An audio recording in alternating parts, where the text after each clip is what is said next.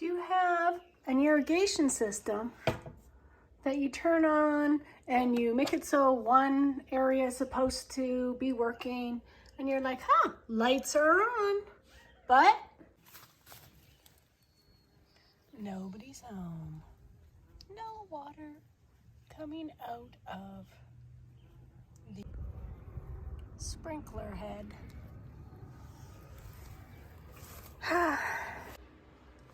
Well, it's simple, but a pain. Hopefully you even notice it. Sometimes people have their waters going on early in the morning. Anyway, you go to the power section. Take this thing off. And normally there's a valve right here. So there's a valve on mine. It's not here now because I pulled it out and looked at it. And my valve was brown inside.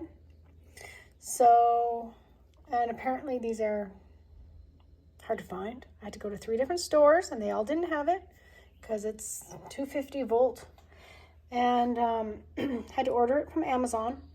I'll put the link underneath in case somebody wants to order one of these from Amazon. It's a very specific valve for it. If you have this one, this system. So of course, first unplug everything and then you have to put your valve in. Anyway, my new valve came this morning. I actually ordered 20 of them, so I'll have a lifetime supply. Ooh, baby. Oh yes, I also unplugged this too because I'm paranoid. I don't want any zippy zaps. And I unplugged this from the wall, the cord. Okay, now I'm gonna turn it on and see if it works. Oh,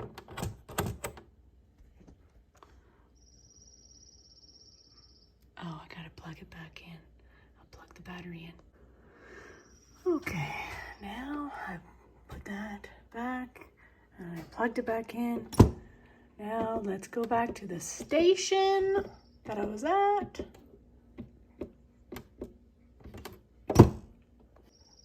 Okay, I'm gonna go see if it works now. Yahoo, it worked.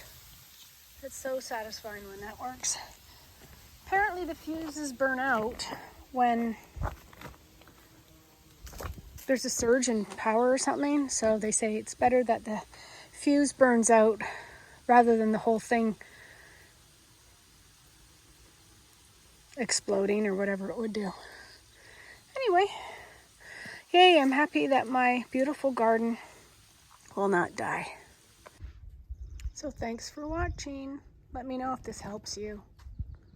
I was stressed out about it.